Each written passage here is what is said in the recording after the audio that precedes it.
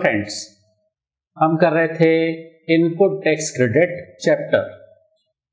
Last class में हमने समझा था सेक्शन 18 कि स्पेशल सर्कमस्टांसेस में आईटीसी अलाउ हो जाएगी। ठीक है, तो सेक्शन 18 सबसेक्शन 1 सबसेक्शन 2 हमने पढ़ा। उसमें हमने कहा स्पेशल सर्कमस्टांसेस में आईटीसी अलाउ हो जाएगी। ठीक है, फिर हमने सेक्शन 18 सबसेक्शन 3 समझा, जिसका रूल 41 समझा कि आईटीसी ट्रांसफर भी की जा सकती है बट स्पेशल सर्कमस्टांसेस में ही। आज हम पढ़ने जा रहे हैं रूल 41A। तो रूल 41A में भी आईटीसी ट्रांसफर की बात होगी और ये भी स्पेशल सर्कमस्टांस है। ठीक है, स्पेशल सिचुएशन है, इसमें भी आईटीसी ट्रांसफर की जा सकेगी। तो देखिए लैंग्वेज क्या है। ट्रांसफर ऑफ क्रेडिट मतलब आईटीसी ट्रांसफर हो सकती है, तो ITC transfer of credit on obtaining separate registrations for multiple places of business within a state or union territory।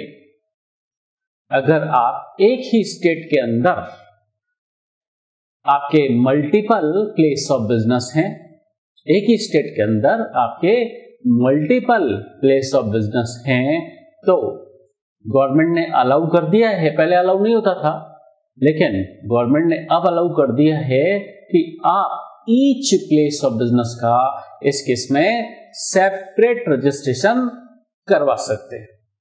ठीक है, फॉर एग्जाम्पल मिस्टर राम, उसके राजस्थान स्टेट में मान लीजिए 2 जगह उसके प्लेस ऑफ बिजनेस है, एक जोधपुर में और एक जयपुर में।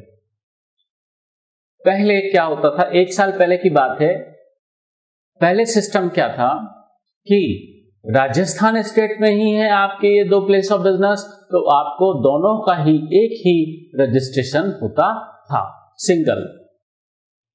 ठीक है, तो जोधपुर ब्रांच और जयपुर ब्रांच दोनों का एक ही रजिस्ट्रेशन होता था, दोनों राजस्थान स्टेट की ही थी, तो उनका एक ही सिंगल रजिस्ट्रेशन होता था। लेकिन अब 1 साल हुआ है, गवर्नमेंट ने अलाउ कर दिया है कि आप ईच प्लेस ऑफ बिजनेस का अलग अलग रजिस्ट्रेशन करा सकते हो। तो वैसे तो जीएसटी में नॉर्मली स्टेट वाइज रजिस्ट्रेशन होता है। नॉर्मली अगर आपकी जोधपुर में ब्रांच है, जयपुर में भी ब्रांच है, तो दोनों का एक ही रजिस्ट्रेशन होगा। रीजन, दोनों एक ही स्टेट में फॉल करती हैं ब्रांचेस। लेकिन नॉर्मली आप चाहें तो ऑप्शनल प्रोविजन है, आप चाहे तो जोधपुर ब्रांच का अलग रजिस्ट्रेशन करवाएं और जयपुर ब्रांच का अलग रजिस्ट्रेशन करवा सकते हैं। पहले ऐसा अलाउ नहीं था। ठीक है, तो अब ऐसा अलाउ हो गया है। तो इस सिचुएशन को हम समझते हैं एक एग्जाम्पल के थ्रू। चलिए एग्जाम्पल के थ्रू हम समझते हैं, फिर हम इसका प्रोविजन पढ़ते हैं। आ जाइए, एग्जाम्पल के थ्रू हम बात करते हैं। तो हम पढ़ने जा रहे हैं रूल 41A के लिए एग्जाम्पल। सपोज मिस्टर राम है जो कि राजस्थान स्टेट में रजिस्टर्ड है और राजस्थान स्टेट में उसके 2 प्रीमाइस हैं, प्रीमाइस 1 प्रीमाइस 2, और इन दोनों प्रीमाइसेस से वो सेम बिजनेस कर रहा है। दोनों प्रीमाइसेस से उसके राजस्थान स्टेट में 2 प्रीमाइसेस हैं, प्रीमाइस 1 प्रीमाइस 2, दोनों ही प्रीमाइसेस से वो सेम बिजनेस कर रहा है। और पहले गवर्नमेंट ने ऐसे अलाउ नहीं किया था कि अलग अलग रजिस्ट्रेशन करा सकते हो दोनों प्रीमाइसेस का।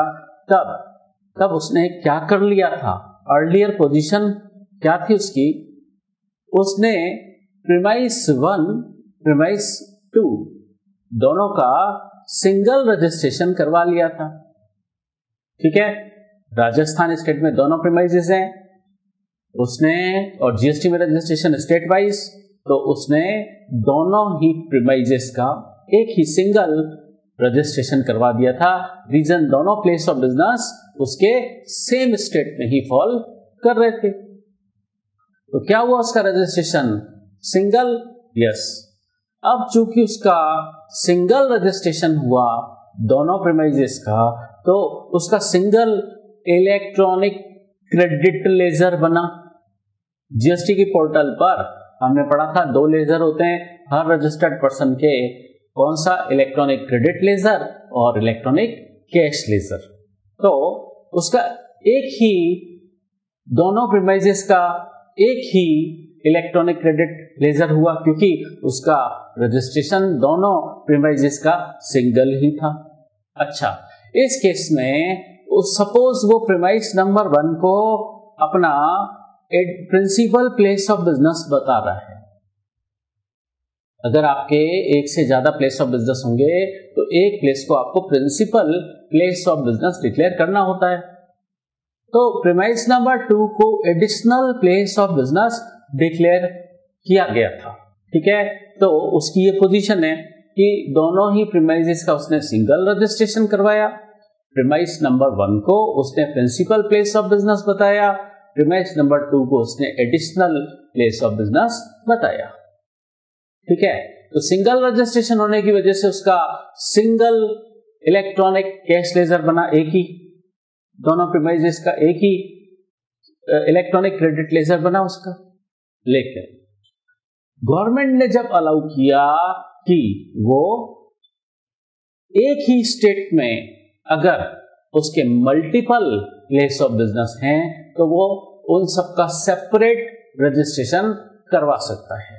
ठीक है, तो गवर्नमेंट ने बाद में अलाउ किया ऐसा। तो अब उसने क्या किया? नाउ अब वो चाहता है कि प्रीमाइस 1 और प्रीमाइस 2 का अलग अलग रजिस्ट्रेशन करवाए। तो इसे कहा जाता है मल्टीपल रजिस्ट्रेशन। प्रीमाइस नंबर 1 का अलग रजिस्ट्रेशन, प्रीमाइस नंबर 2 का अलग रजिस्ट्रेशन। ठीक है, तो अब इस केस में उसके 2 रजिस्ट्रेशन हो गए सेम स्टेट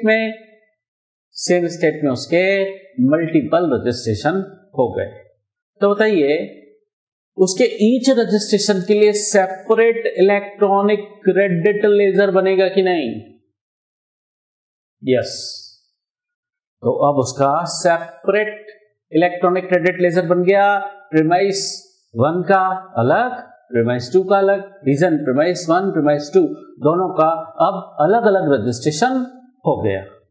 तो पहले ऐसा अलाउ नहीं होता था, लेकिन गवर्नमेंट ने अलाउ कर दिया। 1 साल पहले की बात है, ये अमेंडमेंट हुआ था। तो अब पहले उसका क्या हो रखा था? Single registration. तो उसका सिंगल इलेक्ट्रॉनिक क्रेडिट लेजर बना था। ठीक है, अब इसके अंदर प्रीमाइस 2 भी कवर्ड था। ठीक है, तो अब प्रीमाइस 2 के लिए देखिए, प्रीमाइस 1 तो पहले क्या था? Principal place. तो एडिशनल प्लेस किसका था? प्रीमाइस 2 का। अब इसका ये सेपरेट रजिस्ट्रेशन करवाना चाह रहा है, प्रीमाइस 2 का ये सेपरेट रजिस्ट्रेशन करवाना चाह रहा है। ठीक है, तो प्रीमाइस 1 का अलग रजिस्ट्रेशन हो जाए, ऑलरेडी हो रखा है, लेकिन प्रीमाइस 2 भी वो सिंगल रजिस्ट्रेशन में कवर्ड था। ठीक है, ये प्रीमाइस 2 है ना, ये भी सिंगल रजिस्ट्रेशन के अंदर ही कवर्ड था। लेकिन अब वो इस प्रीमाइस 2 को अलग करना चाह रहा है और इस प्रीमाइस 2 का सेपरेट रजिस्ट्रेशन करवाना चाह रहा है। तो अब एक ही स्टेट के अंदर उसके मल्टीपल रजिस्ट्रेशन हो गए कि नहीं? प्रीमाइस 1 का अलग, प्रीमाइस 2 का अलग। अब बताइए, तो इस सिंगल इलेक्ट्रॉनिक क्रेडिट लेजर के अंदर उसके पास जो आईटीसी पड़ी है वो तो प्रीमाइस नंबर 2 की भी पड़ी है। बताइए, सिंगल इलेक्ट्रॉनिक क्रेडिट लेजर पहले मेंटेन होता था, उसके अंदर प्रीमाइस नंबर 2 भी कवर्ड था। तो प्रीमाइस नंबर 2 की आईटीसी भी उस सिंगल इलेक्ट्रॉनिक क्रेडिट लेजर में पड़ी थी। अब चूंकि वो प्रीमाइस नंबर 2 के लिए अलग रजिस्ट्रेशन करवा रहा है, तो इसका सेपरेट इलेक्ट्रॉनिक क्रेडिट लेजर हो जाएगा। यस, तो बताइए वो अब इस सिंगल क्रेडिट लेजर से प्रीमाइस नंबर 2 के लिए सेपरेट इलेक्ट्रॉनिक क्रेडिट लेजर हो जाएगा, तो आईटीसी ट्रांसफर करनी पड़ेगी क्या? अब इस बात को ऐसे समझिए, मैं क्या कहना चाह रहा हूं। मैं ये कहना चाह रहा हूं कि प्रीमाइस नंबर 2 से कनेक्टेड आईटीसी, प्रीमाइस नंबर 2 से कनेक्टेड आईटीसी भी सिंगल इलेक्ट्रॉनिक क्रेडिट लेजर में पड़ी है।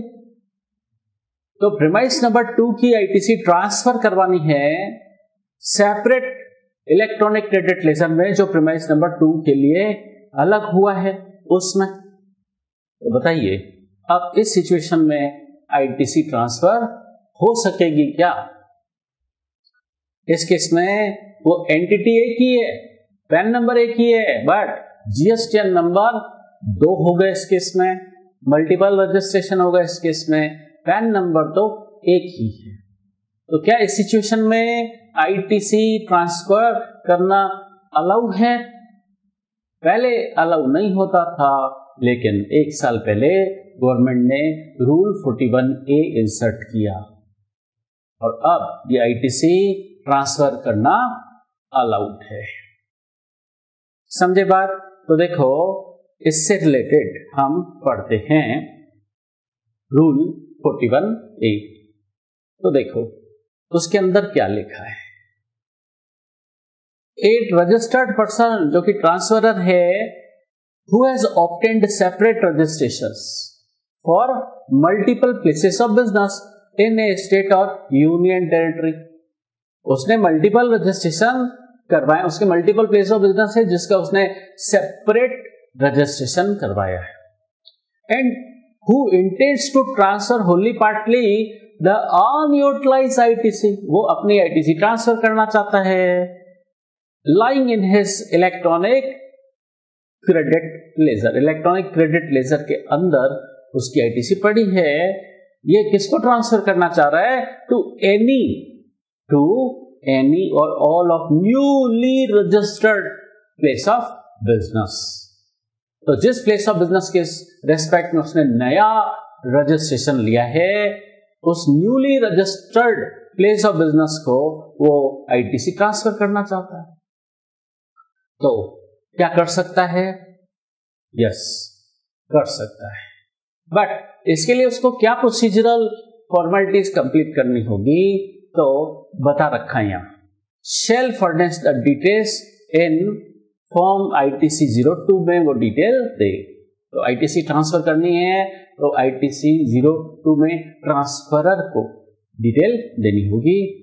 On the GST portal online submit होगा within 30 days from obtaining such separate new registration. ठीक है, तो जिस दिन उसने उस न्यू प्लेस ऑफ बिजनेस के लिए वो सेपरेट रजिस्ट्रेशन कराया, उसने उसे 30 दिन के अंदर, उसे 30 दिन के अंदर आईटीसी 02 ऑनलाइन अपलोड कराना होगा जीएसटी की पोर्टल पर। समझे बात? अब तो ट्रांसफरर अपलोड कराए ये डिटेल आईटीसी 02। अब दूसरा जो नया रजिस्ट्रेशन है वो अलग पर्सन हो गया, डिस्टिंक्ट पर्सन हो गया। यस, तो वो डिस्टिंक्ट पर्सन अलग हो गया। इस बात को ऐसे समझिए, पहले अलग रजिस्ट्रेशन था, ठीक है, वो रजिस्ट्रेशन तो कायम ही रहेगा। और अब प्रीमाइस नंबर 2 को अलग रजिस्ट्रेशन करवा दिया, ठीक है, तो 2 रजिस्ट्रेशन हो गए। तो ओल्ड वाला रजिस्ट्रेशन न्यू वाले रजिस्ट्रेशन को आईटीसी ट्रांसफर करेगा। समझे बात? तो इस तरीके से आईटीसी ट्रांसफर हो सकेगी। पहले अलाउ नहीं था, पहले अलाउ नहीं था, अब अलाउ है। अच्छा, जो newly registered person and transferee premise number 2, वो क्या करे? अरे वो इस डिटेल को एक्सेप्ट करे, वो ट्रांसफरी है ना, तो वो इस डिटेल को एक्सेप्ट करे।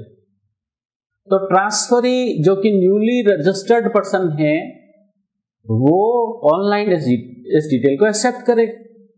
तो क्या हो जाएगा? Unutilised ITC in GST ITC 02A में जो आईटीसी अनयूटिलाइज्ड है, जो उसको ट्रांसफर की गई है, ट्रांसफरी को जो क्रेडिट ट्रांसफर की गई है, वो ट्रांसफरी के इलेक्ट्रॉनिक क्रेडिट लेजर में चली जाएगी।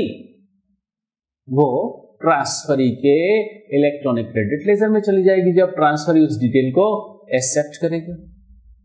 समझे बात? फिर आईटीसी कैसे ट्रांसफर होगी, किस रेशियो में होगी? आईटीसी किस रेशियो में ट्रांसफर होगी?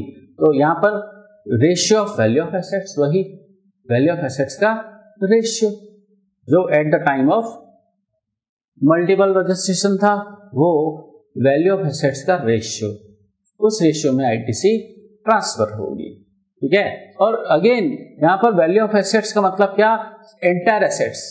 एंटायर एसेट्स मतलब उसमें ऐसी एसेट्स भी शामिल हो जिस पर आईटीसी ली गई है, ऐसी एसेट्स भी शामिल हैं जिस पर आईटीसी नहीं ली गई है। बोथ एसेट्स का रेशियो लिया जाएगा। ये नहीं देखा जाएगा कि इन एसेट्स पे आईटीसी ली गई, इन एसेट्स पे नहीं ली गई। ठीक है। तो एंटायर एसेट्स की वैल्यू कंसीडर की जाएगी, एंटायर एसेट्स की वैल्यू कंसीडर होगी। वेदर और नॉट आईटीसी किसी एसेट पे ली गई है, नहीं ली गई है, वो नहीं देखा जाएगा। ठीक है। तो एसेट्स की वैल्यू ली जाएगी, वैल्यू ऑफ एसेट्स रेशियो लिया जाएगा, और वो वैल्यू ऑफ एसेट्स रेशियो लेते समय ये नहीं देखा जाएगा कि किन एसेट्स पर आईटीसी अवेल्ड है और किन एसेट्स पर आईटीसी नॉट अवेल्ड है। क्लियर? ये बात हमने ऊपर भी पढ़ी थी डीमर्जर में। डीमर्जर में भी यही सिस्टम है। वैल्यू ऑफ एसेट्स रेशियो काम आता है, और वैल्यू ऑफ एसेट्स लेते वक्त हम ये नहीं देखते हैं कि कौन सी एसेट की आईटीसी अवेल्ड हुई थी, किसकी नहीं हुई थी, हम ये नहीं देखते हैं। तो ये बात वहां से आ रही है। क्लियर? तो ये था हमारा रूल 41A, आईटीसी ट्रांसफर। तो ये भी आईटीसी ट्रांसफर है स्पेशल सर्कमस्टांस में। ठीक है। तो ये कब अप्लीकेबल होगा? जब पहले आपका स्टेट के एक स्टेट के अंदर सिंगल रजिस्ट्रेशन हो रखा था, अब आपके मल्टीपल प्लेस ऑफ बिजनेस थे, लेकिन उनका सिंगल रजिस्ट्रेशन करवा दिया था आपने इनिशियली। अब आप चाहते हो कि आपका मल्टीपल प्लेस ऑफ बिजनेस है, उनका रजिस्ट्रेशन सिंगल नहीं होके सेपरेट हो जाए, तो आप ऐसा करवा सकते हैं। तो पहले आपके पास सिंगल इलेक्ट्रॉनिक क्रेडिट लेजर था, तो आपको वो आईटीसी ट्रांसफर करनी पड़ेगी न्यूली रजिस्टर्ड ब्रांच को, जिसका आपने सेपरेट रजिस्ट्रेशन कराया, उसको भी तो आईटीसी ट्रांसफर करनी पड़ेगी। तो आप रूल 41A का प्रोसीजर अप्लाई करके आप आईटीसी ट्रांसफर कर सकते हैं। ठीक है। तो इसके लिए ओल्ड रजिस्ट्रेशन वाले ट्रांसफरर को क्या करना होगा? ऑनलाइन आईटीसी 02 सबमिट करना होगा। ठीक है। और जो न्यूली रजिस्टर्ड पर्सन है, ब्रांच है, वो उस डिटेल को एक्सेप्ट करेगी। ठीक है। और ITC apportionment value of assets ratio में ही होगा। और वैल्यू ऑफ एसेट्स रेशियो निकालते वक्त ये नहीं देखा जाएगा कि कौन सी एसेट पर आईटीसी ली गई, कौन सी एसेट पर आईटीसी नहीं ली गई, ये नहीं देखा जाएगा। क्लियर? चलिए अब हम नई बात डिस्कस करते हैं। तो देखिए, नई बात डिस्कस करते हैं। Section 18 subsection 4, read with rule 44। Section 18 subsection 4, read with rule 44। ये अपोजिट सिचुएशन है। ये सेक्शन 18 हमने पढ़ा था, उसका सब सेक्शन 1 क्लॉज सी पढ़ा था, क्लॉज डी पढ़ा था। ये उसकी अपोजिट सिचुएशन है। ठीक है, क्या पढ़ा था हमने इनमें? हमने क्या पढ़ा था इनमें? हमने क्या पढ़ा था? 18(1)(c) और 18(1)(d) में हमने क्या पढ़ा था कि अगर आप कंपोजिशन स्कीम से रेगुलर स्कीम में आ रहे हैं या आपकी एग्जाम्प्ट सप्लाई टैक्सेबल सप्लाई बन गई है, तो इस सिचुएशन में आपको आईटीसी क्या की जाएगी? अलाउ पढ़ा था ना। अब ये रिवर्स सिचुएशन है। रिवर्स मतलब यहां क्या होगा?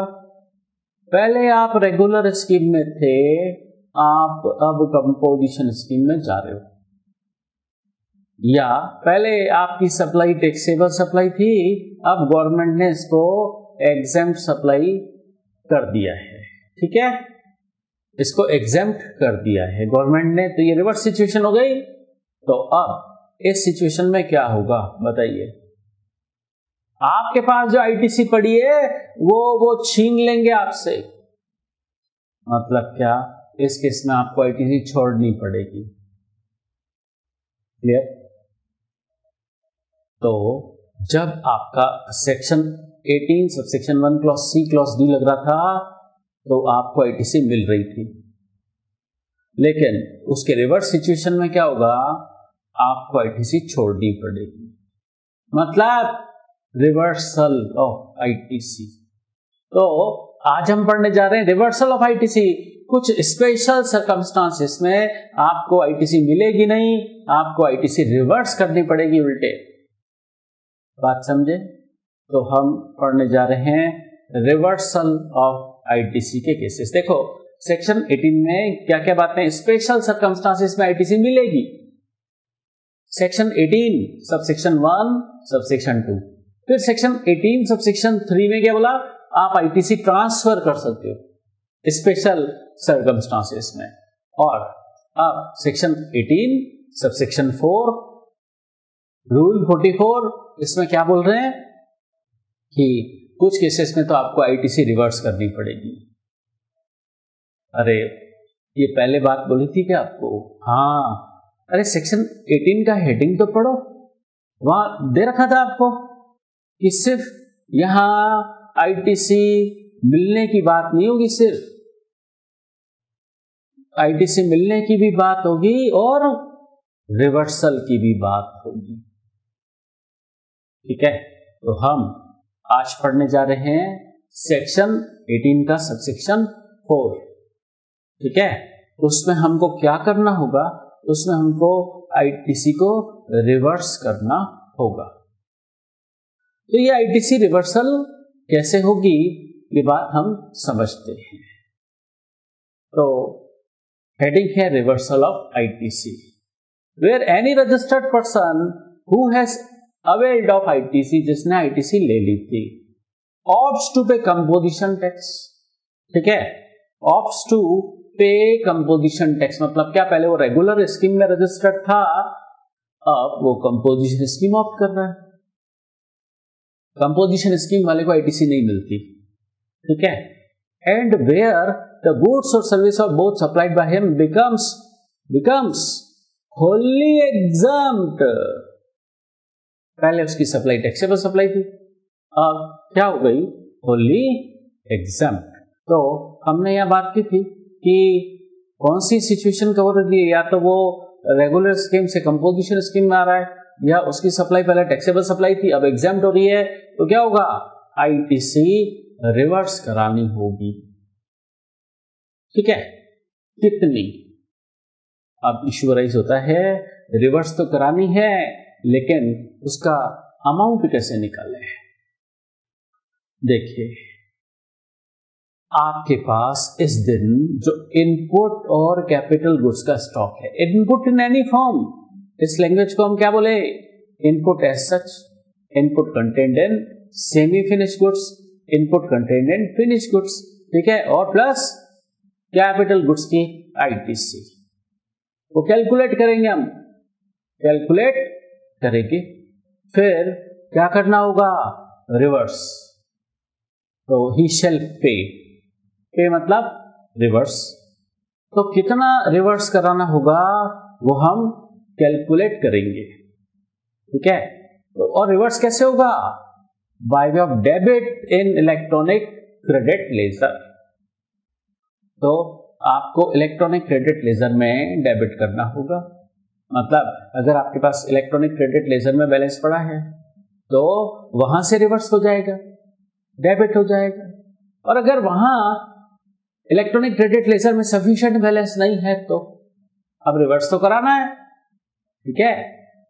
First preference electronic credit laser से रिवर्स कराइए, पे कराइए।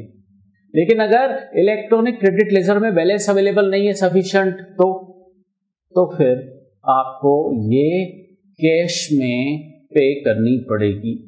इसलिए गवर्नमेंट दो वर्ड यूज करती है, क्या, पे और रिवर्स, ठीक है। आपके इलेक्ट्रॉनिक क्रेडिट लेजर में बैलेंस है तो वहां से पे कर दीजिए। इलेक्ट्रॉनिक क्रेडिट लेजर में सफिशिएंट बैलेंस नहीं है तो फिर कैश लेजर से पे करना पड़ेगा। किसकी आईटीसी, इनपुट और कैपिटल गुड्स की आईटीसी, क्लियर। और किस दिन का इनपुट और कैपिटल गुड्स का स्टॉक हमें लेना होगा, ठीक है। तो जिस दिन आप कंपोजिशन स्कीम का ऑप्शन एक्सरसाइज कर रहे हैं या जिस दिन आपकी टैक्सेबल सप्लाई एग्जाम सप्लाई बनी उस दिन से इमीडिएटली प्रीसीडिंग डेट का क्लोजिंग स्टॉक, या हम कहें कि इस दिन का ओपनिंग स्टॉक इनपुट का और कैपिटल गुड्स का, उस पर हमको आईटीसी कैलकुलेट करनी पड़ेगी, ठीक है। और वो इलेक्ट्रॉनिक क्रेडिट लेजर से या इलेक्ट्रॉनिक कैश लेजर से पे करानी होगी, ठीक है। तो ये जो आईटीसी रिवर्सल है उसका अमाउंट कैलकुलेट कैसे होगा, जितनी आईटीसी हमें रिवर्स करानी, किसकी करानी, इनपुट और कैपिटल गुड्स की। किस दिन का, जिस दिन कंपोजिशन स्कीम ऑप्ट की गई या जिस दिन एग्जाम सप्लाई बनी उस दिन हमारे पास इनपुट और कैपिटल गुड्स का जो भी स्टॉक था, ठीक है, उसकी आईटीसी हमें रिवर्स करनी है, ठीक है। तो आईटीसी रिवर्स तो इनपुट और कैपिटल गुड्स की करनी है, बट वो कितनी रिवर्स करानी है, उसका अमाउंट कैसे कैलकुलेट होगा, तो वो अब हम समझने जा रहे हैं कि वो आईटीसी रिवर्सल का अमाउंट हम डिटरमाइन कैसे करें। तो कैसे डिटरमाइन करेंगे, इनपुट पर कितना आईटीसी रिवर्सल होगी, input in any form, input content in semi finish goods, input content in finish goods, है तो इनपुट ही, उस पर आईटीसी कितनी रिवर्स करानी होगी, उसका प्रोसीजर समझते हैं। कह रहे हैं ITC shall be calculated, calculate करनी होगी proportionately on the basis of corresponding invoices. बहुत इंपॉर्टेंट बात, कोरेस्पॉन्डिंग इनवॉइसेस, ठीक है, on which credit has been availed by the registered taxable person on such inputs। मतलब क्या, ये इनपुट जिन इनवॉइसेस के थ्रू परचेस किया गया था, ये इनपुट जिन इनवॉइसेस के थ्रू परचेस किया गया था वो इनवॉइसेस हमको उठाने, उसमें कितना इनपुट टैक्स लगा हुआ है उतना इनपुट टैक्स प्रोपोर्शनेटली हमें आईटीसी कैलकुलेट करनी होगी। मतलब अगर उस इनवॉइस के अंदर मान लीजिए 100 केजी गुड्स खरीदा गया था और अब 100 केजी में से सिर्फ 5 केजी पड़ा है तो उस 5 केजी क्लोजिंग स्टॉक से कनेक्टेड आईटीसी हमें कैलकुलेट करनी है और वो रिवर्स करानी है। अरे ऐसे तो मैंने कितने बिल खरीदे, बिलों के थ्रू इनपुट खरीदा होगा, ठीक है, और इनपुट भी कितने टाइप के होते होंगे, ठीक है, तो इनपुट भी काफी टाइप के होते हैं, मल्टीपल इनपुट्स होते हैं कई बार। और आज स्टॉक में कौन से वाले इनवॉइस का स्टॉक पड़ा है, प्रैक्टिकली पता नहीं पड़ता। दोबारा सुनिए, गवर्नमेंट कह रही है आपने ये इनपुट जिस परचेस इनवॉइस के थ्रू खरीदा उसमें कितनी आईटीसी है वो रिवर्स करिए। लेकिन आपने तो आज जो क्लोजिंग स्टॉक में इनपुट पड़ा है वो तो मल्टीपल इनवॉइसेस के थ्रू खरीदा गया था, ठीक है, और उन सारे इनवॉइसेस में से थोड़ा थोड़ा बचा हुआ है आज क्लोजिंग स्टॉक में, ठीक है। तो बड़ा मुश्किल हो जाएगा कि ये जो इनपुट है वो ये जो पर्टिकुलर क्वांटिटी का इनपुट है कौन से वाले इनवॉइस का है, समझ रहे हो बात को। तो उस केस में क्या किया जाए, तो उसका भी गवर्नमेंट ने इलाज बता रखा है कि मैं पता है ये प्रैक्टिकल प्रॉब्लम आपको आएगी। तो where the tax invoices related to inputs held in stock are not available, वो इनपुट कौन से इनवॉइसेस के थ्रू खरीदा गया था ये पता नहीं पड़ पा रहा है, तो क्या करें। आईटीसी एस्टिमेटेड बेसिस पे हम ले सकते हैं। कैसे, हम आज जो इनपुट पड़ा है ना उसकी प्रिवेलिंग मार्केट प्राइस उठा लें, ठीक है। आज जो इनपुट पड़ा है स्टॉक में उसकी मार्केट प्राइस उठा लें और टैक्स रेट हमको पता है ही है, मार्केट प्राइस पर टैक्स रेट अप्लाई कर दें तो एस्टिमेटेड आईटीसी आ जाएगी, ठीक है। तो गवर्नमेंट पहले क्या बोल रही है, गवर्नमेंट बोल रही है प्रेफरेबली पहले आप कॉरेस्पॉन्डिंग इनवॉइस उठाओ, मतलब एक्चुअल आईटीसी पता लगाओ, उस इनपुट से कनेक्टेड एक्चुअल आईटीसी क्या है। फिर कह रहे हैं अगर एक्चुअल आईटीसी पता नहीं पड़ पा रहा है तो आप एस्टिमेटेड आईटीसी ले सकते हो, ठीक है।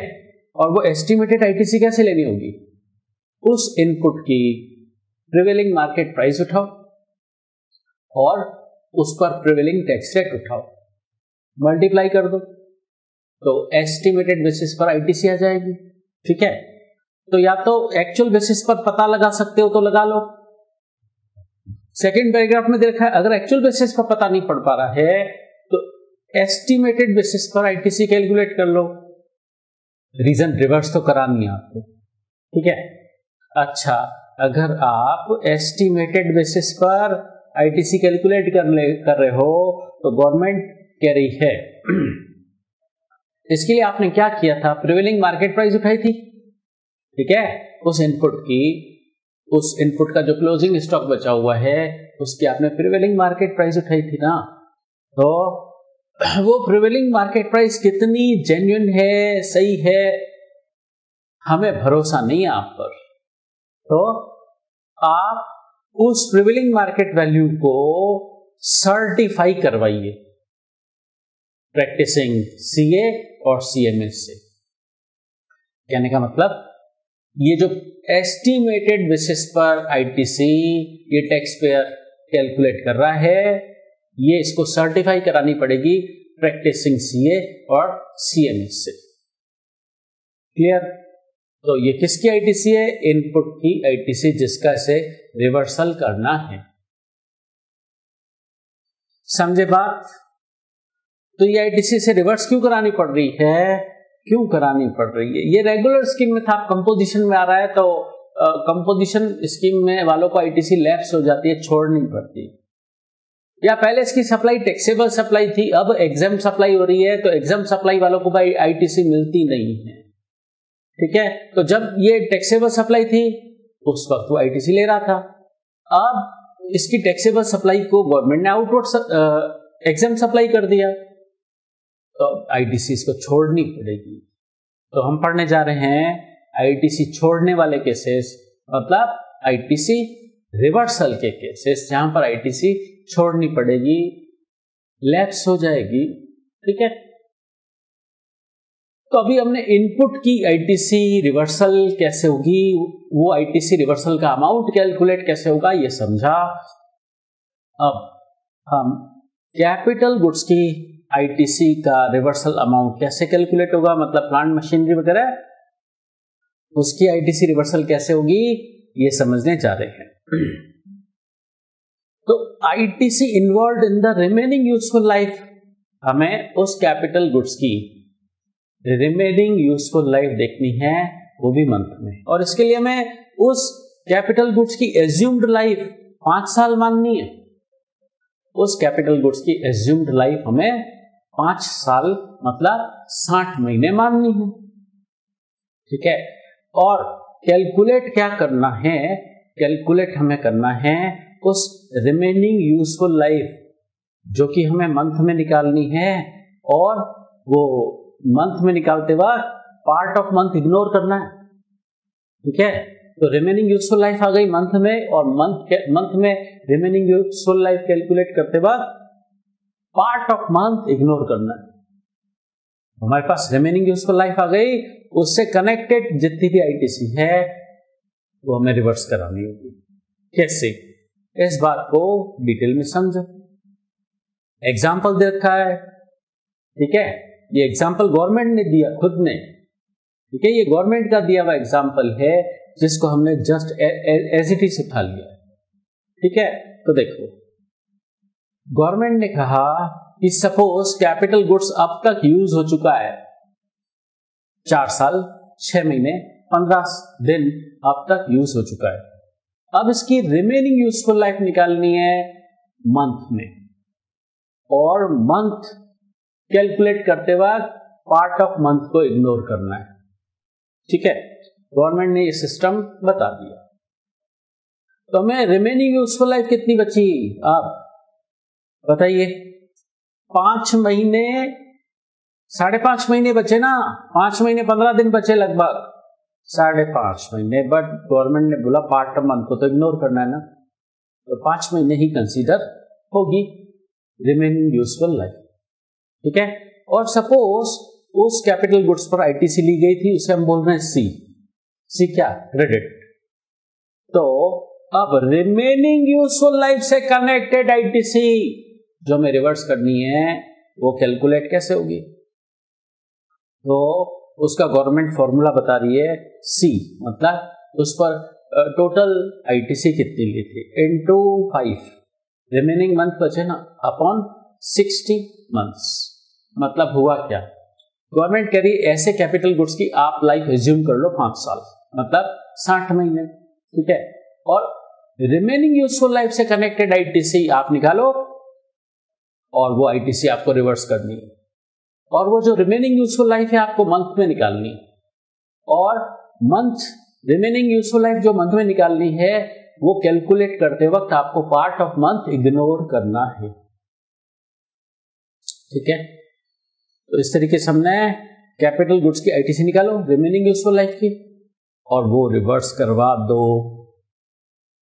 तो देखो वो क्या रहा है, इनपुट की आईटीसी रिवर्स करानी पड़ रही है और कैपिटल गुड्स की भी आईटीसी रिवर्स करानी पड़ रही है। सिस्टम क्या, इनपुट के लिए बोला उसका कॉरेस्पॉन्डिंग इनवॉइस लाओ, उसके अंदर कितना इनपुट टैक्स लगा है वो एक्चुअल आईटीसी रिवर्स कराओ प्रोपोर्शनेटली।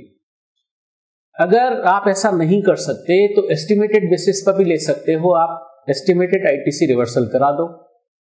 उस इनपुट की प्रिवेलिंग मार्केट प्राइस उठाओ, मल्टीप्लाइड बाय टैक्स रेट, तो आईटीसी आ जाएगी। वो आईटीसी एस्टिमेटेड बेसिस पर है वो रिवर्स करा दो। लेकिन अगर आप एस्टिमेटेड बेसिस पर आईटीसी रिवर्स करवा रहे हो तो आपको ये डिटेल सर्टिफाई करानी पड़ेगी प्रैक्टिसिंग सीए सीएमए से। फिर कैपिटल गुड्स की आईटीसी कैसे रिवर्स कराओ, उसकी एज्यूम्ड लाइफ 5 साल मानो, मतलब 60 महीने मान लो, और रिमेनिंग यूजफुल लाइफ कितनी बची है वो कैलकुलेट कर लो। वो कैलकुलेट करनी है आपको मंथ में, और मंथ कैलकुलेट करते वक्त आपको पार्ट ऑफ मंथ इग्नोर करना है। रिमेनिंग यूजफुल लाइफ से कनेक्टेड आईटीसी निकाल लो, वो रिवर्स करवा दो। समझे बात? तो अच्छा, ये जो आईटीसी है ये टैक्स हेड वाइज अलग अलग निकालनी पड़ेगी। सीजीएसटी की अलग, एससीएसटी की अलग, यूटीजीएसटी आईजीएसटी की अलग, अलग अलग निकालनी होगी सेपरेटली। बात समझे? अच्छा, तो ये आईटीसी रिवर्स करानी है। आईटीसी रिवर्स करानी है, रिवर्स कराने का तरीका क्या होगा, कैसे रिवर्स कराएंगे, तो वो भी बता रहे हैं। कैसे रिवर्स कराओगे, इसको आउटपुट टैक्स लायबिलिटी में ऐड कर देना, हो जाएगी रिवर्स। ठीक है। तो रिवर्स कराने का गवर्नमेंट तरीका बता रही है कि इसको आउटपुट टैक्स लायबिलिटी में ऐड कर देना, ठीक है। और इस आईटीसी रिवर्सल की आपको डिटेल फर्निश करनी पड़ेगी। आप आईटीसी रिवर्सल करा रहे हो ना, तो आपको डिटेल फर्निश करनी पड़ेगी। किसमें? देखिए, अगर आपका वो इवेंट हुआ है जो स्पेसिफाइड है 18(4) में, 18(4) में क्या इवेंट स्पेसिफाइड है? अरे वही, दोबारा लिख दूं क्या? क्या इवेंट स्पेसिफाइड है? आप पहले रेगुलर स्कीम में थे, कंपोजिशन स्कीम में आ गए, ये इवेंट है, ठीक है। या आपकी सप्लाई पहले टैक्सेबल सप्लाई थी, अब एग्जैम्प्ट सप्लाई हो रही है, तो अब आपको आईटीसी अलाउ नहीं होगी, तो अब आईटीसी आपको रिवर्स करानी होगी, इनपुट की भी और कैपिटल गुड्स की भी। तो इसके लिए आपको सबमिट कराना होगा आईटीसी 03। आईटीसी 03 के अंदर आपको इस आईटीसी रिवर्सल की डिटेल देनी होगी। समझे बात? तो सेक्शन 18 सबसेक्शन 4 वाले इवेंट आने पर आईटीसी रिवर्स होती है, इनपुट की भी कैपिटल गुड्स की भी। कितनी रिवर्स करा रहे हैं उसकी डिटेल देनी पड़ती है आईटीसी 03 में, ठीक है। अच्छा, कुछ केसेस में हम आगे चलकर पढ़ेंगे, अगर आपका रजिस्ट्रेशन कैंसिल हो रहा है ना, तो भी आपको आईटीसी रिवर्स करनी पड़ती है, और उस आईटीसी रिवर्सल की डिटेल जीएसटीआर 10 के अंदर देनी होती है। जीएसटीआर 10 क्या होता है? Final return. ये कब? अरे जब आप अपना रजिस्ट्रेशन कैंसिल करवाते हो, एट दैट टाइम भी तो आपके पास आईटीसी पड़ी है, ठीक है। तो रजिस्ट्रेशन कैंसिल कराओगे ना, तो वो आईटीसी लैप्स हो जाएगी, वो आईटीसी आपको छोड़नी पड़ेगी, ठीक है। वो आईटीसी आपको रिफंड नहीं होगी, ध्यान रखना इस बात का।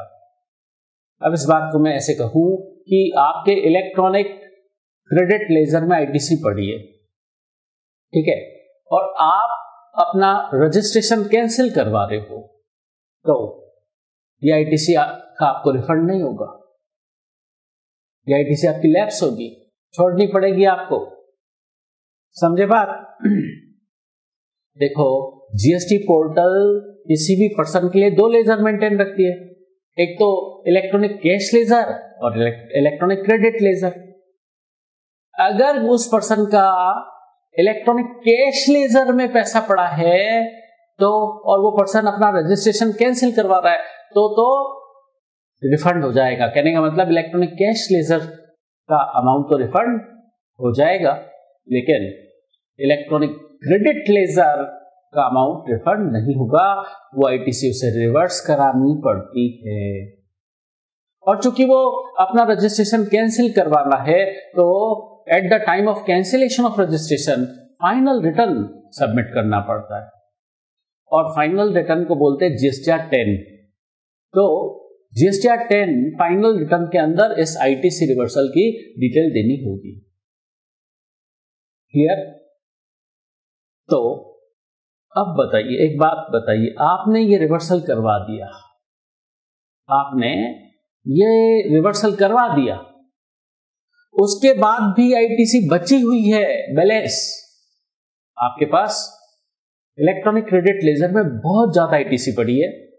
आपने तो आईटीसी कौन सी रिवर्स करवाई? सिर्फ इनपुट और कैपिटल गुड्स की, वो आपने रिवर्स करवा दी।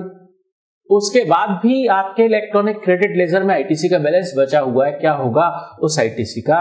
देखो, मैंने कहा था लैप्स हो जाएगी, भूल जाओ, ठीक है। तो गवर्नमेंट वो पैसा आपका जब्त कर लेगी, कुछ हाथ नहीं आएगा आपके।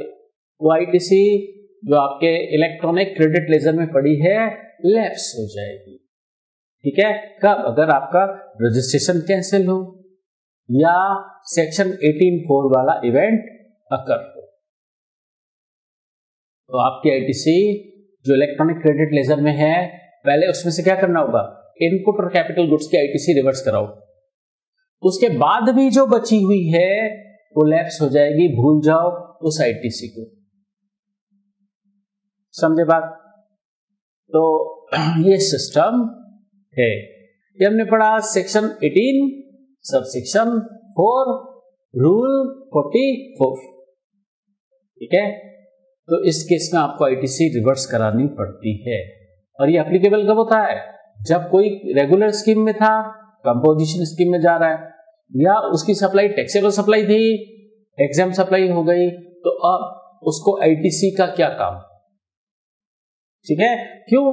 कंपोजिशन स्कीम वालों को और एग्जाम सप्लाई वालों को आईटीसी नहीं मिलती है। तो अगर पड़ी है तो रिवर्स करानी पड़ेगी, छोड़ देनी पड़ेगी। ठीक है, चलिए अब आते हम और भी केसेस पढ़ेंगे आईटीसी रिवर्सल के। रजिस्ट्रेशन कैंसिलेशन के वक्त की बातें हैं। ठीक है, बट रजिस्ट्रेशन कैंसिलेशन के वक्त भी आईटीसी रिवर्स होती है। ठीक है, और उसके सेक्शन है सेक्शन 29 सबसेक्शन 5 सबसेक्शन 6। लेकिन यह भी हम बाद में पढ़ेंगे। ये पढ़ने से पहले हमें एक और सेक्शन पढ़ना होगा। क्या? Section 18 subsection 6। Read with rule 40 सब रूल 2 एंड 44 रूल 44 सब रूल 6। तो हमें क्या क्या पढ़ना है? हमें सेक्शन पढ़ना है 18 सबसेक्शन 6, रूल पढ़ना है 40 सब रूल 2 और रूल 44 सब रूल 6। यहां क्या बोला आपको? Amount payable on supply of capital goods plant machinery capital goods ही होता है, अलग से नहीं भी लिखते तो चलता। On which ITC has been taken, क्या बोल रहे हैं? ऐसा कैपिटल गुड्स जब आपने खरीदा था तब आपने उस पर आईटीसी ले ली थी। अब ये कैपिटल गुड्स आप बेच रहे हो, नॉर्मली आपका बिजनेस चल रहा है, बिजनेस बंद नहीं हुआ है। ठीक है, आपका बिजनेस बंद नहीं हुआ है।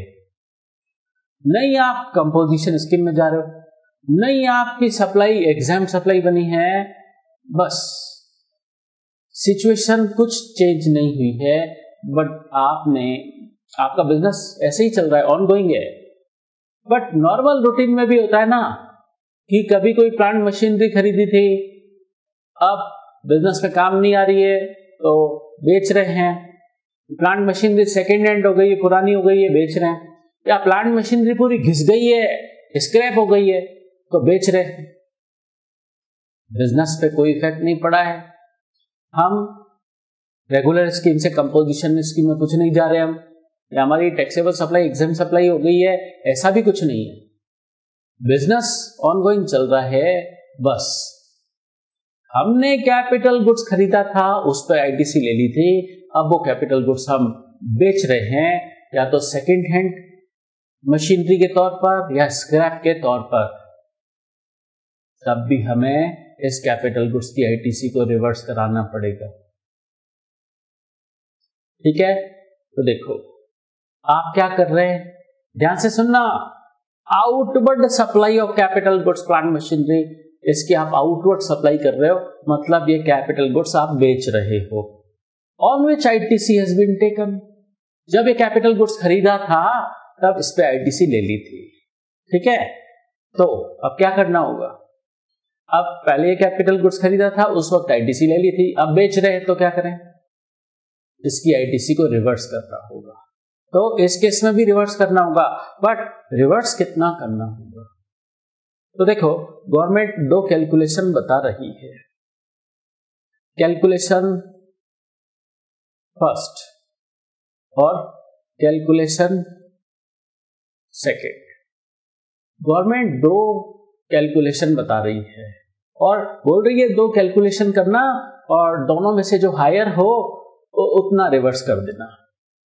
ठीक है, तो देखो दोनों कैलकुलेशन क्या है। First calculation, ITC taken on such capital goods, जो भी आपने इनिशियली इस कैपिटल गुड्स पे आईटीसी ले ली थी वो रिड्यूस करो।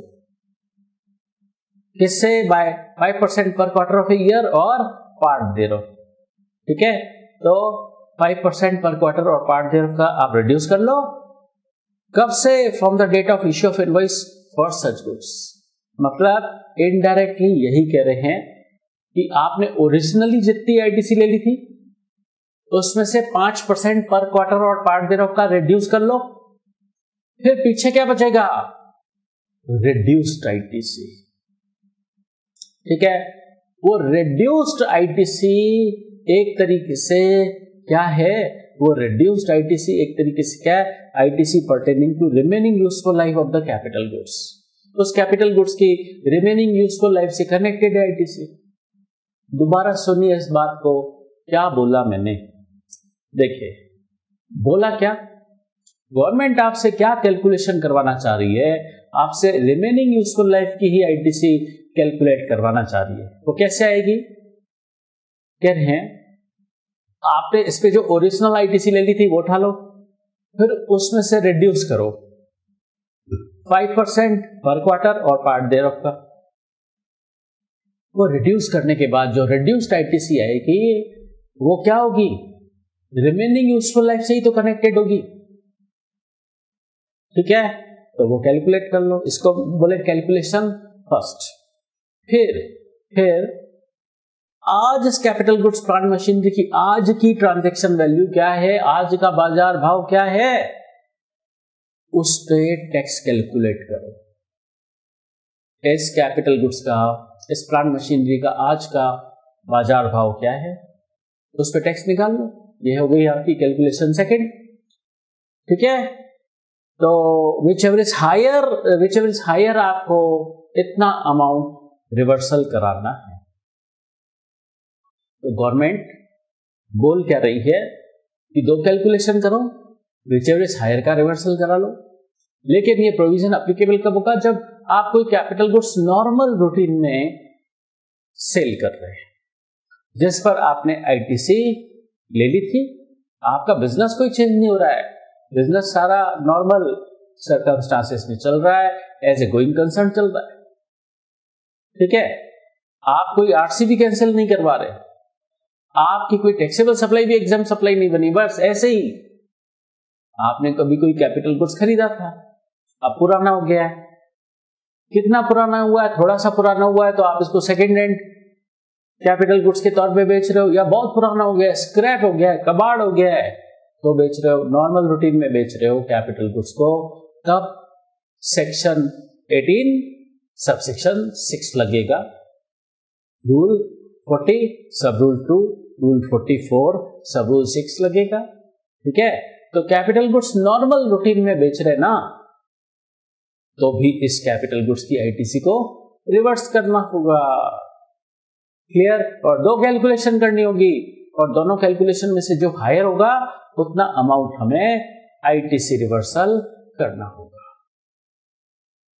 ठीक है, और ये रिवर्सल अमाउंट अलग अलग निकाला जाएगा। सीजीएसटी का अलग, एससीएसटी का अलग, यूटी जीएसटी, आईजीएसटी का अलग अलग निकाला जाएगा। अब एक खास बात बोल रहे हैं, आप ये कैपिटल गुड्स बेच रहे हो, आप ये कैपिटल गुड्स बेच रहे हो ना, तो इसको क्या बोल रहे हैं हम कि आप इस कैपिटल गुड्स की आउटवर्ड सप्लाई कर रहे हो। अब एक बात बताना, आप आउटवर्ड सप्लाई करते हो तो आउटवर्ड सप्लाई की डिटेल कौन से रिटर्न में देते हो? बताओ। आप आउटवर्ड सप्लाई करते हो तो आउटवर्ड सप्लाई मतलब सेल्स, आउटवर्ड सप्लाई की डिटेल आप कौन से रिटर्न में देते हो? जीएसटीआर 1 में।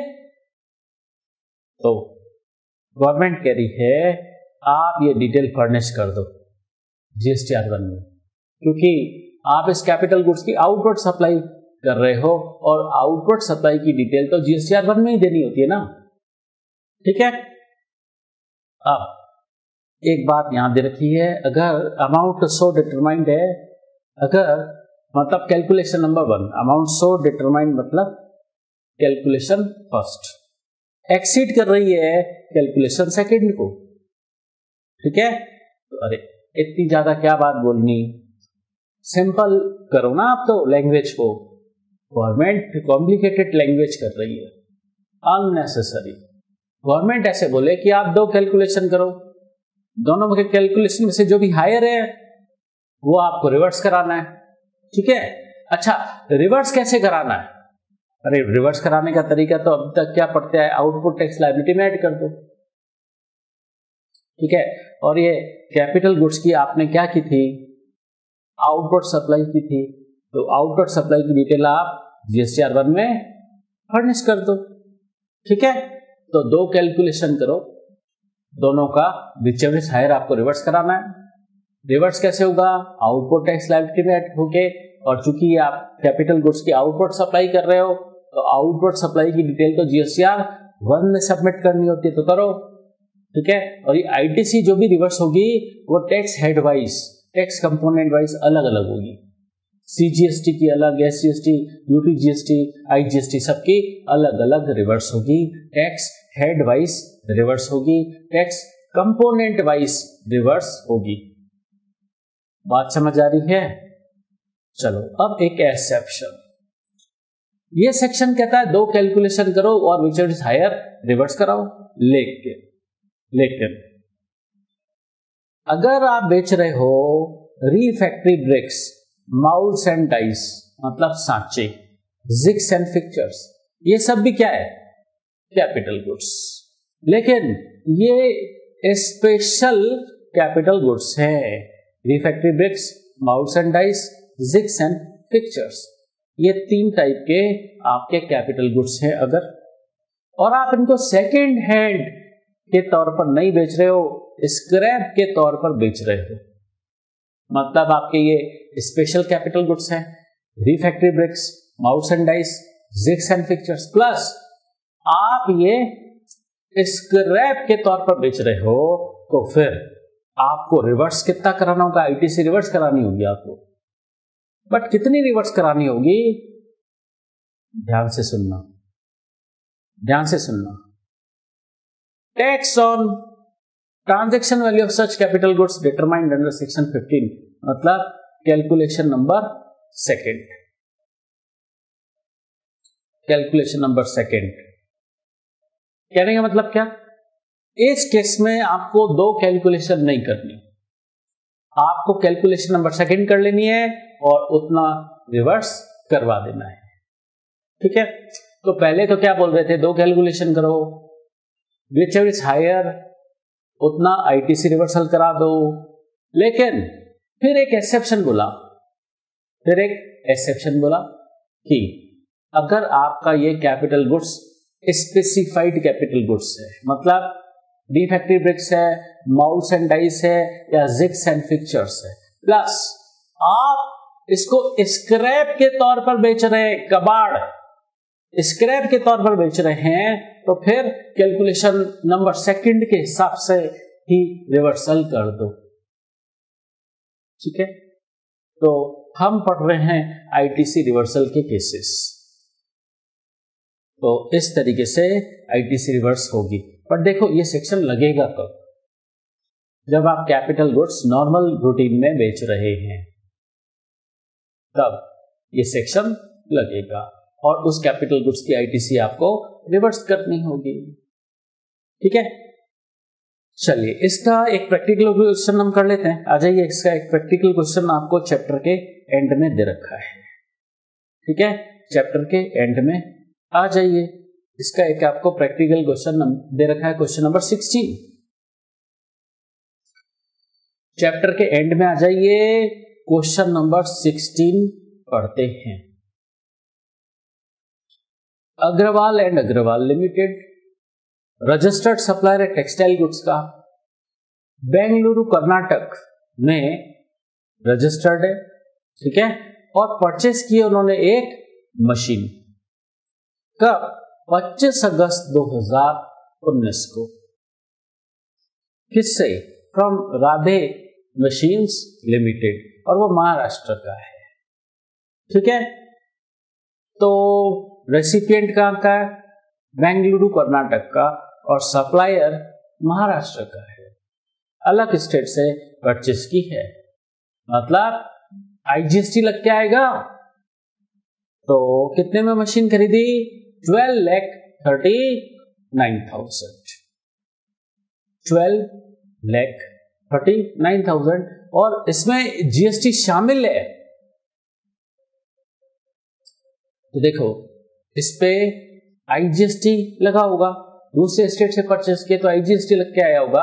और ये 12,39,000 क्या है, इंक्लूडिंग जीएसटी है।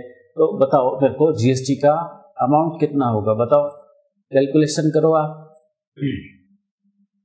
देखो 12,39,000, ठीक है, इसमें 18% जीएसटी शामिल है। अच्छा 18% कहां बोला है, देखो क्वेश्चन में बोला है क्या कि इस सप्लाई ऑफ मशीन पर 18% जीएसटी, ठीक है, मतलब इसके अंदर 18% जीएसटी शामिल है, 18% जीएसटी इसमें शामिल है। तो इंटू 18 अपॉन 118, तो इसका टैक्स कितना आया, 1,89,000। समझे बात, तो 1,89,000 इस पे जीएसटी लग के आया।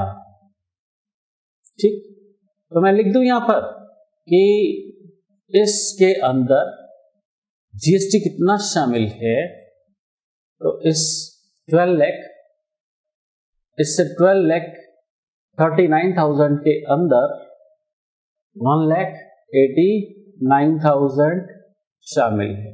क्या आईजीएसटी शामिल हुआ ना, आईजीएसटी लग के आया इस मशीन के बिल में। Clear. Who issued the invoice on the same date, invoice की भी डेट यही है 25 अगस्त 2019।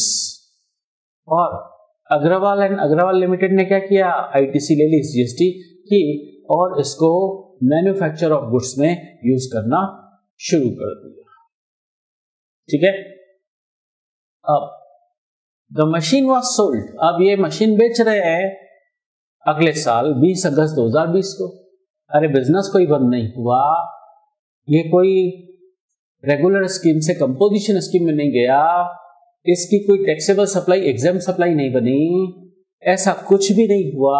बस नॉर्मल रूटीन में ये अपना खरीदा हुआ कैपिटल गुड्स बेच रहा है, नॉर्मल रूटीन में। ठीक है, तो क्या होगा, सेक्शन 18 का सबसेक्शन 6 लग जाएगा और आईटीसी इस कैपिटल गुड्स की रिवर्स करनी पड़ेगी। क्यों, अरे जब ये कैपिटल गुड्स खरीदा था ना तब इसकी आईटीसी ली थी, अब 1 साल बाद इसको बेच दिया, तो इस कैपिटल गुड्स की, ये कैपिटल गुड्स आगे बिजनेस में काम ही नहीं आ रहा। इस कैपिटल गुड्स की एज्यूम्ड लाइफ हमें 5 साल माननी है, ये तो 1 साल बाद ही बिक रहा है। ठीक है, और इसकी आईटीसी हमने ले ली थी, तो गवर्नमेंट आपको कह रही है इस केस में आपने कैपिटल गुड्स नॉर्मल रूटीन में बेचा, लेकिन इस कैपिटल गुड्स पे आप आईटीसी लेके बैठे हो, रिवर्स कराओ। ठीक है, तो रिवर्स कराना होगा। अच्छा, ये मशीन बेची कितने में, 7,50,000 में, और ये एक्सक्लूडिंग आईजीएसटी है। किसको बेची, सुरेश कुमार ऑफ आंध्र प्रदेश को, मतलब दूसरे स्टेट में। और बेची कैसे, as a second hand machine, और इस पर 18% जीएसटी है। ठीक है, 18% इस मशीन की सप्लाई पर जीएसटी है, मतलब परचेस पे भी और सेल पे भी। हमने परचेस पे कैलकुलेट कर लिया ना, अब सेल हो रहा है 7.5 लाख में, तो परचेस और सेल दोनों पर 18% जीएसटी है। आगे क्या बोल रहे हैं, आगे बोल रहे हैं state the action which the Agarwal and Agarwal limited is required to take. बताइए क्या करना होगा इनको, in accordance with the statutory provisions on the sale of the second hand machine. वो इस मशीन को सेकेंड हैंड मशीन के तौर पर बेच रहे हैं, बेचते वक्त इनको क्या करना होगा।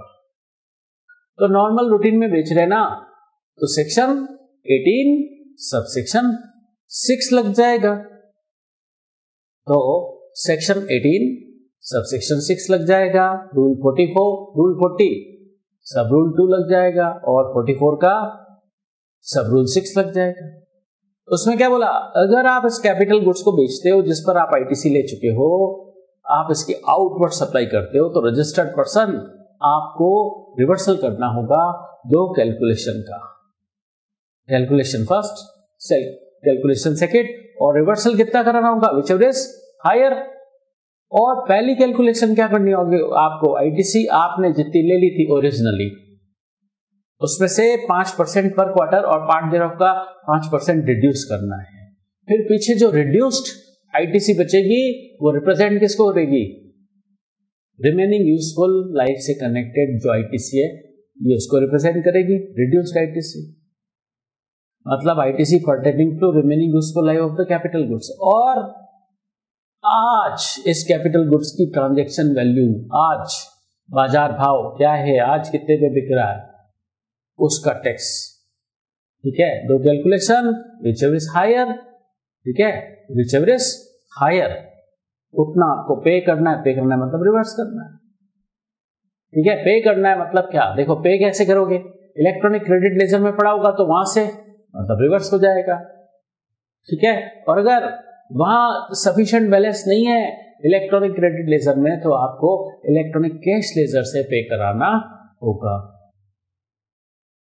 समझे बात? अच्छा, तो इस मशीन की आपने आउटपुट सप्लाई की तो आपको अमाउंट पे करना होगा, उसकी कैलकुलेशन कैसे होगी।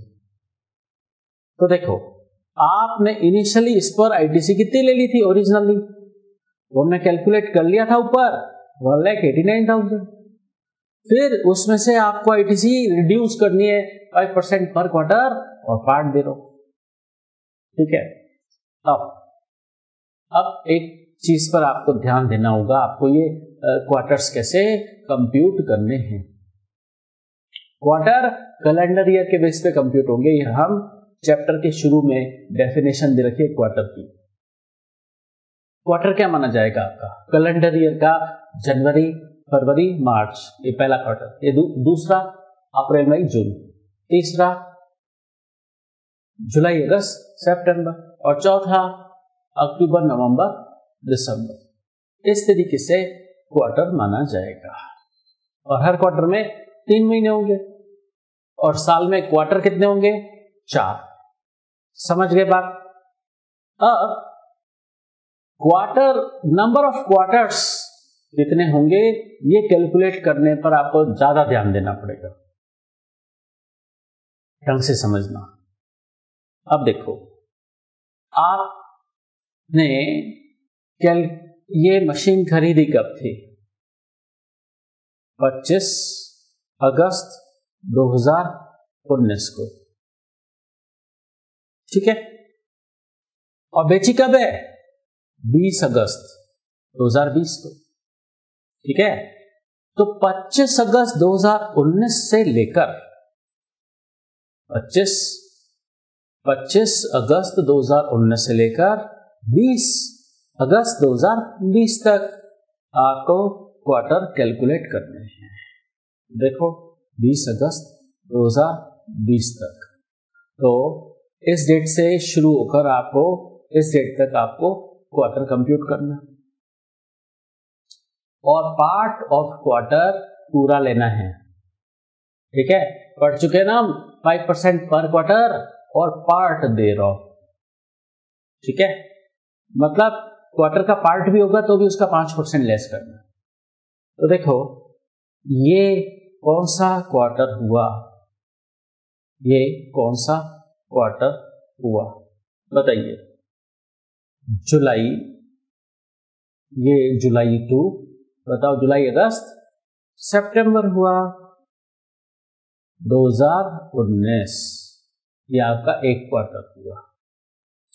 25 अगस्त को खरीदा, ठीक है, तो ये कौन सा वाला क्वार्टर है, जुलाई अगस्त सितंबर 2019 वाला क्वार्टर है। ठीक है, क्वार्टर पूरा लेना है, समझे बात। फिर दूसरा क्वार्टर आएगा आपका अक्टूबर टू दिसंबर, अक्टूबर टू दिसंबर, वो भी 2019 वाला। ठीक है, फिर नेक्स्ट फाइनेंशियल ईयर का नेक्स्ट कैलेंडर ईयर का, जनवरी टू मार्च, जनवरी टू मार्च, ठीक है, 2020। समझे बात?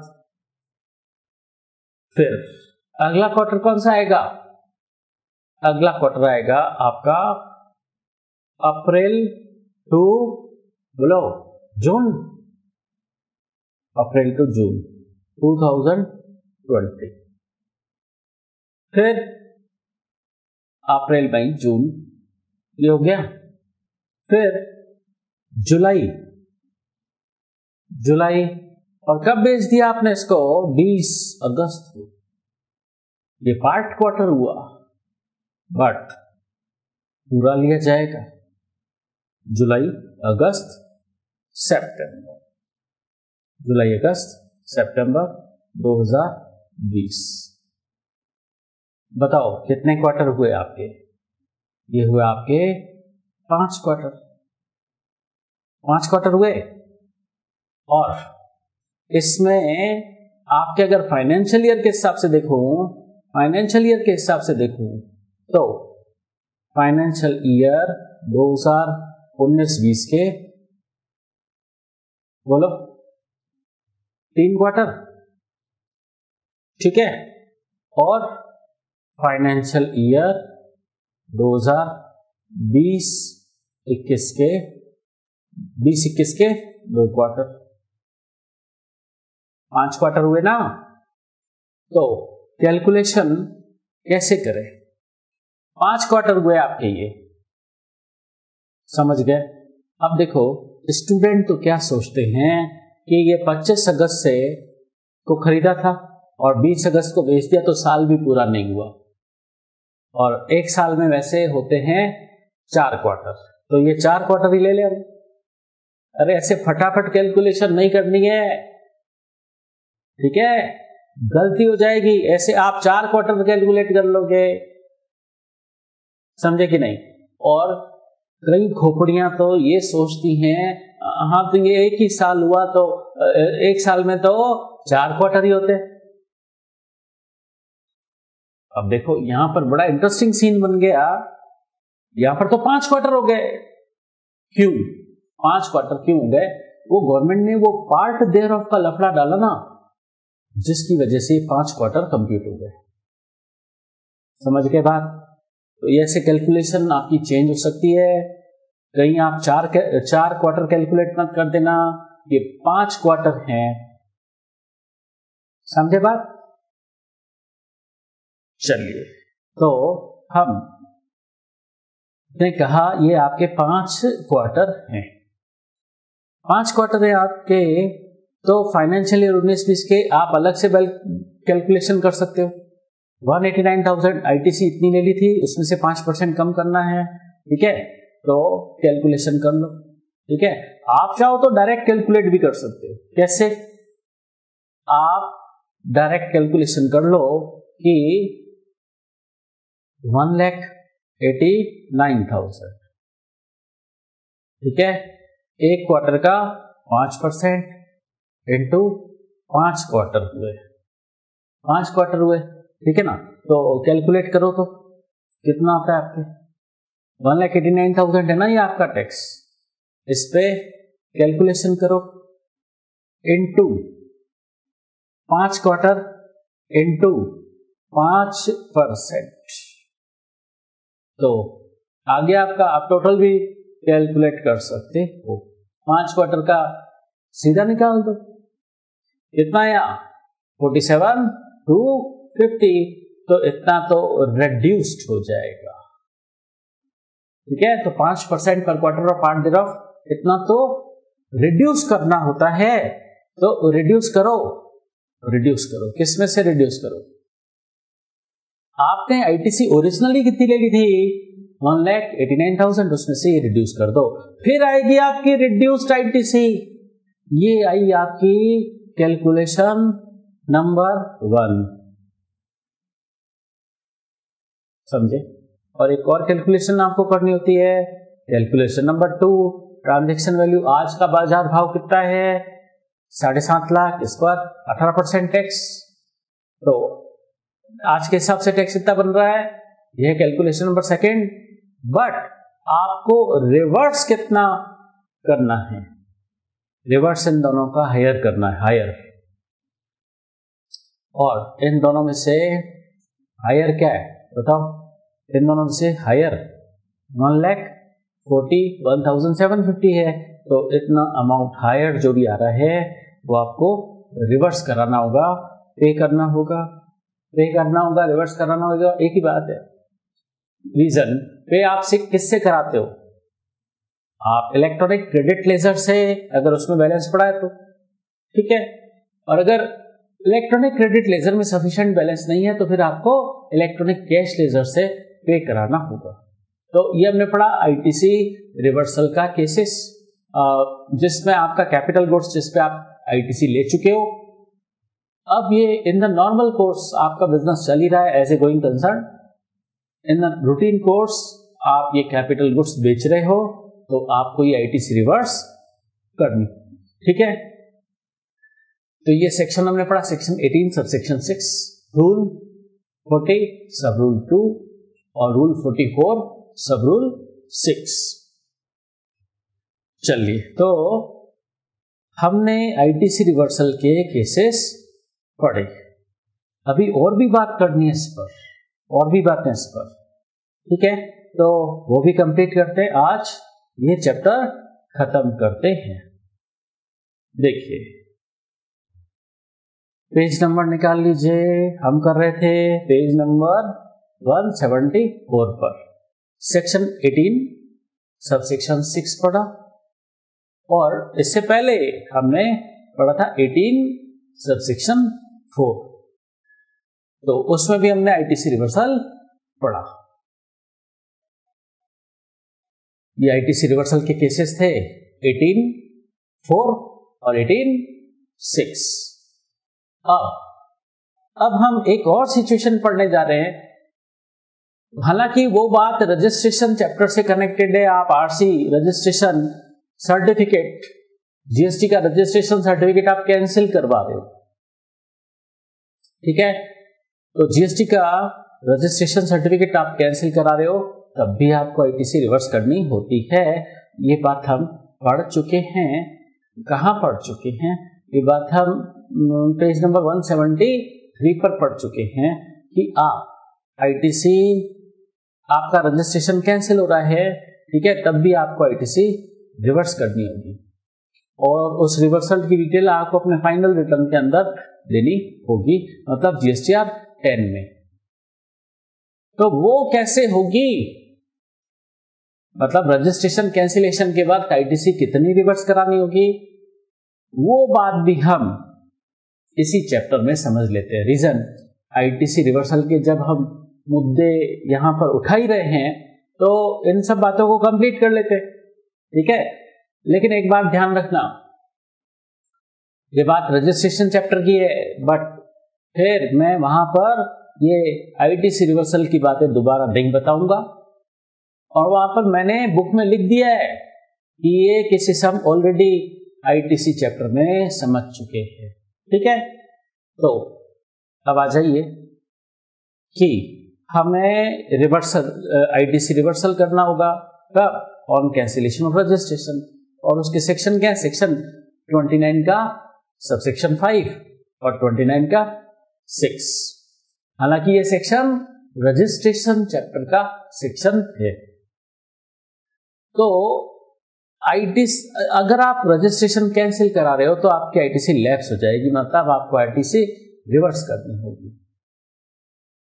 कितनी रिवर्स करनी होगी, कैलकुलेशन कैसे होगी, हम अभी समझेंगे। तो एवरी रजिस्टर्ड पर्सन जिसका रजिस्ट्रेशन कैंसिल हो रहा है उसे पे करना होगा, मतलब आईटीसी रिवर्स करानी होगी। कैसे, by way of debit in electronic credit laser.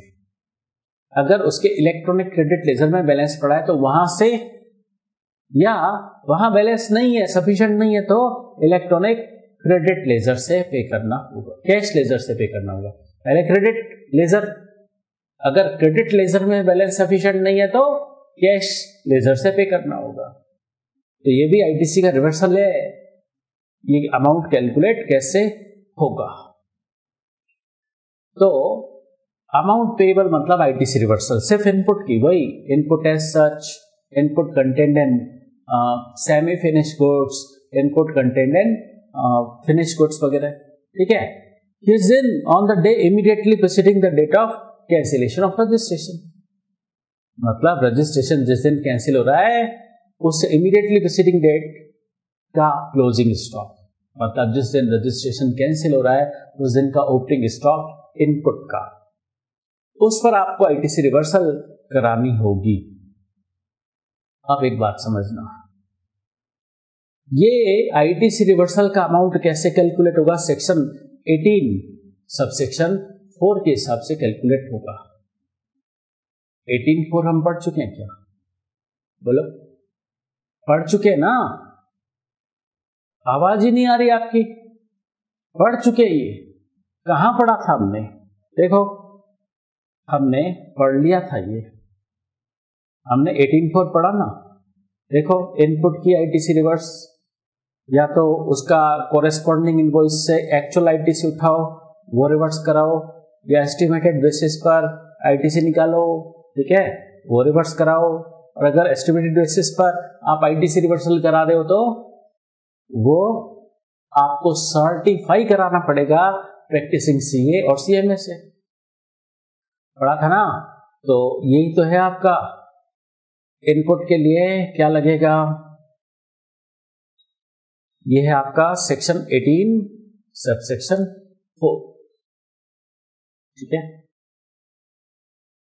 अब तो ये रजिस्ट्रेशन कैंसिल होते वक्त भी इनपुट की आईटीसी रिवर्सल के लिए लगेगा। देखो यहां दे रखा है, यहां पर भी यही लगेगा, ठीक है।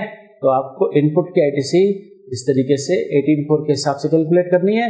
और आज इस इनपुट पर आउटपुट टैक्स कितना बनता है, मतलब यहां पर भी दो कैलकुलेशन, उसका विच एवरेज हायर आपको आईटीसी रिवर्सल कराना है, मतलब अमाउंट पे करना है, ठीक है। अच्छा, कैपिटल गुड्स के लिए 18(4) वाला प्रोसीजर काम नहीं आएगा। इनपुट के लिए 18(4) और कैपिटल गुड्स के लिए 18(6) वाला प्रोसीजर काम आएगा। दोबारा सुनो, इनपुट के लिए 18(4), कैपिटल गुड्स के लिए 18(6) वाला प्रोसीजर काम आएगा at the time of cancellation of registration, ITC reversal का अमाउंट डिटरमाइन करने के लिए। तो सुनो, कैपिटल गुड्स के लिए आईटीसी रिवर्सल कितनी होगी? तो वो कैपिटल गुड्स जो immediately preceding the cancellation date पड़ा है, कैपिटल गुड्स, उसकी आईटीसी हमको रिवर्स करनी है, ठीक है। तो वो जो 18(6) में प्रोसीजर पड़ा था ना, वही है। उस पर कैपिटल गुड्स पे जो आईटीसी इनिशियली ले ली थी उसमें से 5% पर क्वार्टर और पार्ट देयर ऑफ रिड्यूस करो, ठीक है, रिड्यूस्ड आईटीसी निकालो और उसकी ट्रांजैक्शन वैल्यू का, मतलब आज की बाजार भाव का पर जो टैक्स बन रहा है वो निकालो, विच इज हायर। क्लियर? तो at the time of cancellation of registration input के लिए 18(4) काम आएगा, कैपिटल गुड्स के लिए 18(6) काम आएगा, ठीक है। अच्छा, 18(4) नॉर्मली कब काम आता है? जब आप रेगुलर स्कीम से कंपोजिशन स्कीम में जा रहे हो या टैक्सेबल सप्लाई आपकी एग्जाम सप्लाई हो गई तो आपको आईटीसी छोड़नी पड़ती है, आईटीसी रिवर्स करानी पड़ती है, तो 18(4) लगता है। और 18(6) कब लगता है? 18(6) कब लगता है? 18(6) तब लगता है जब आप नॉर्मल रूटीन में कैपिटल गुड्स बेच रहे हैं, उसकी आउटपुट सप्लाई कर रहे हैं, तो उस कैपिटल गुड्स की भी आईटीसी का आपको रिवर्सल करना पड़ता है, ठीक है। फिर जब आप रजिस्ट्रेशन कैंसिल कराते हो तो इनपुट के लिए तो 18(4) वाला प्रोसीजर लगेगा, ठीक है, और कैपिटल गुड्स के लिए 18(6) वाला प्रोसीजर लगेगा। कैलकुलेशन दो करनी होगी और दोनों का विच एवरेज हायर पे करना होगा, मतलब आईटीसी रिवर्सल। क्लियर? तो देखो, इस आज की क्लास में हमने रूल 41A समझा और 18(4) समझा, आईटीसी रिवर्सल, ठीक है। फिर कैंसिलेशन ऑफ रजिस्ट्रेशन के केस में भी हमने आईटीसी रिवर्सल समझा और 18(6) के केस में भी हमने आईटीसी रिवर्सल समझा। तो देखो है क्या, सेक्शन 18 जो है ना, सेक्शन 18 उसके अलग अलग पार्ट्स हो रखे हैं। उसका सबसेक्शन 1, सबसेक्शन 2 आपको आईटीसी अलाउ करता है स्पेशल सर्कमस्टांसेस में, ठीक है। और सबसेक्शन 3 कहता है आप आईटीसी क्या कर सकते हो, आप आईटीसी ट्रांसफर कर सकते हो। तो इस केस में आईटीसी ट्रांसफर होगी, ठीक है, इस केस में आईटीसी ट्रांसफर होगी। फिर हमने सबसेक्शन 4 और सबसेक्शन 6 समझा, वो आईटीसी रिवर्सल का है, ठीक है। और सेक्शन 29 सबसेक्शन 5 और 6 समझा, वो भी आईटीसी रिवर्सल का है, ठीक है। तो सेक्शन 18 कितने पार्ट्स थे? पहले पार्ट में क्या हुआ, आपको आईटीसी अलाउ हुई, पहले पार्ट में आपको आईटीसी अलाउ की गई। सबसेक्शन 1-2 में आईटीसी अलाउ, सबसेक्शन 3 में आईटीसी ट्रांसफर, सबसेक्शन 4 एंड 6 में आईटीसी रिवर्सल हुआ, समझे बात। और फिर एक अलग से ही हमने पढ़ लिया सेक्शन 29, कैंसिलेशन ऑफ रजिस्ट्रेशन के वक्त भी आईटीसी रिवर्सल होता है, ठीक है। तो ये हमने स्पेशल सर्कमस्टांसेस की आईटीसी कैसे लें और कुछ केसेस में उसका रिवर्सल करना पड़ सकता है वो समझा, क्लियर। तो हमारा ये पार्ट खत्म हो गया। तो इसी के साथ देखा जाए तो वैसे ये चैप्टर खत्म हो गया, ठीक है। अब लास्ट में मैं एक और चीज डिस्कस करने जा रहा हूं। चैप्टर पढ़ने के बाद भी स्टूडेंट के मन में कुछ सवाल रह जाते हैं, ठीक है। तो उसके हिसाब से हम स्टूडेंट के कुछ डाउट रह जाते मन में, तो वो क्या डाउट रह जाते हैं इन जनरल वो हमें पता है, तो हम उन क्वेश्चंस का आंसर देते हैं आपको। कुछ एक्स्ट्रा बातें चैप्टर के एंड में, चैप्टर वैसे फिनिश हो चुका है, हम सारे क्वेश्चंस भी कर चुके हैं, लेकिन कुछ बातें जो स्टूडेंट के मन में चलती रहती हैं। देखिए, जो लोग आउटवर्ड सप्लाई करते हैं, सप्लायर है, आउटवर्ड सप्लाई करते हैं, और उनकी अगर आउटवर्ड सप्लाई एग्जेम्प्ट है,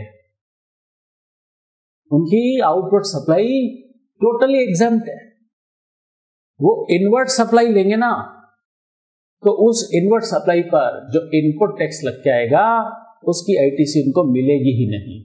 क्यों नहीं मिलेगी? क्योंकि वो एग्जेम्प्ट सप्लाई करते हैं, उस पर आउटपुट टैक्स नहीं बनता।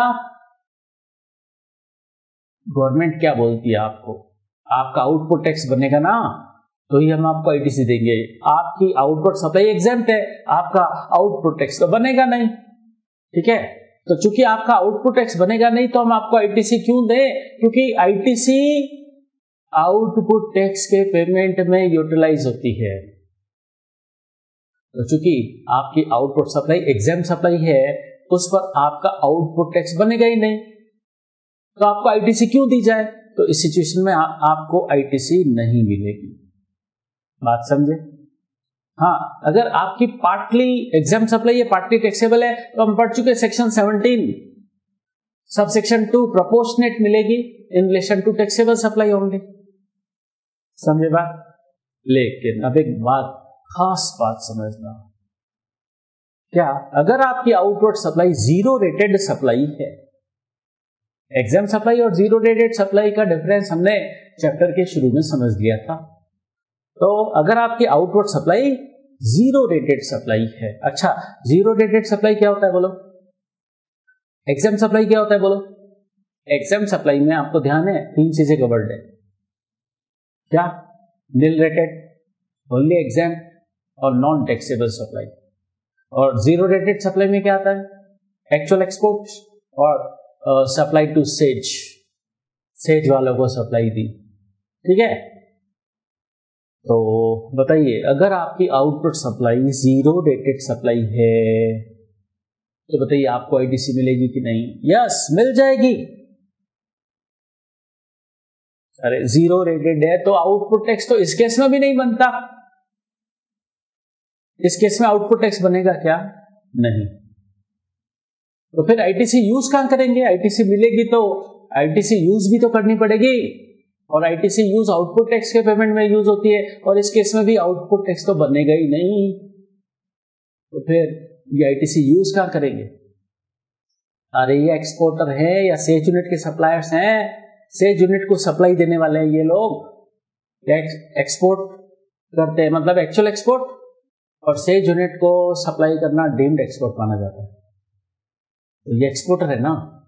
एक्सपोर्टर अपनी आईटीसी यूटिलाइज नहीं कर पाते, उनको आईटीसी रिफंड होती है। बात समझे कि नहीं? ठीक है, तो इस केस में उनको आईटीसी मिलेगी, बट वो आईटीसी क्या हो जाएगी? उनको रिफंड हो जाएगी। क्लियर? चलो अब एक और पॉइंट, स्टूडेंट इन जनरल ये पॉइंट उठाते हैं तो उनको डाउट रहता है इन बातों को लेकर। तो एक और डाउट जो स्टूडेंट के मन में रहता है वो हम डिस्कस करते हैं अभी। एक मैन्युफैक्चरर है कार का, वो फर्दर सप्लाई करता है, बेचता है कस्टमर को।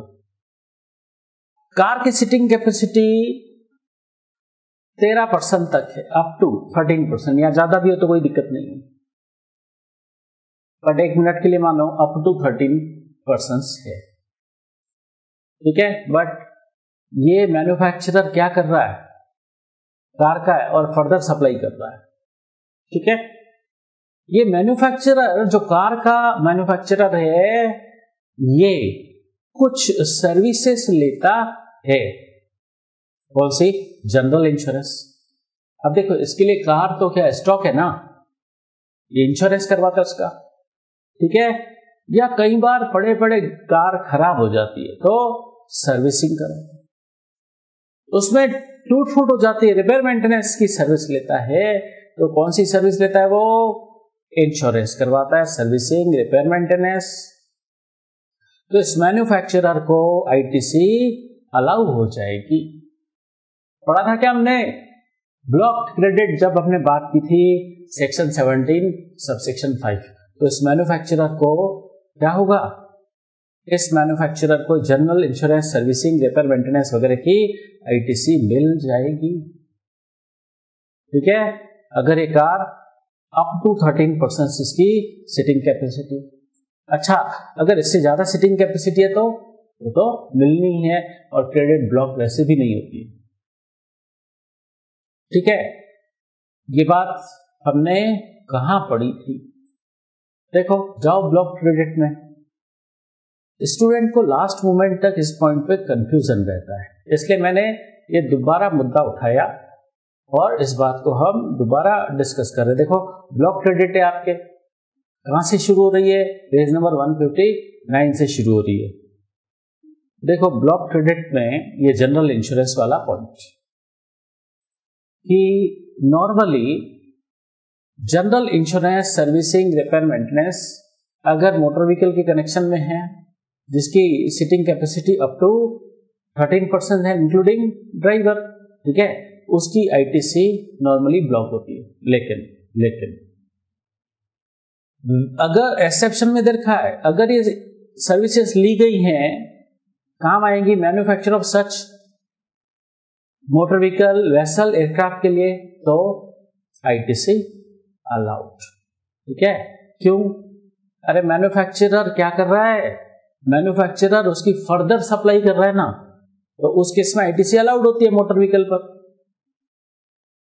ठीक है, तो उस सिचुएशन में इन सर्विसेज, ये सर्विसेज कौन सी?